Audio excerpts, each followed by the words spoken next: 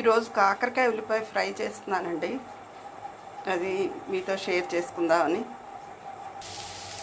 ఇలా ప్యాన్లో నూనె వేసుకుని ముక్కలు వేసేసుకుని తగినంత ఉప్పు వేసుకుని మూత పెట్టుకోవాలి. సగం వేగిన తర్వాత ఉల్లిపాయలు వేస్తాను. ఈ కాకరకాయ వారానికి 2 సార్లైనా తింటూ ఉంటే మంచిదండి. ఉల్లిపాయ వేస్తే రుచిగానే ఉంటుంది, అంత చేదు ఉండదు. ఎందుకంటే రక్తశుద్ధి చేస్తుంది ఇది. కాకరకాయ ముక్క మెత్తబడిందండి. ఇప్పుడు ఉల్లిపాయలు వేసేసుకున్నాను. మళ్ళీ కాసేపు మూత పెట్టుకోవాలి. కాకరకాయ వేగిపోయిందండి, ముక్క మెత్తబడిపోయింది. ఇప్పుడు కొంచెం గుల్లశనగపప్పు పొడి వేసుకోవాలి.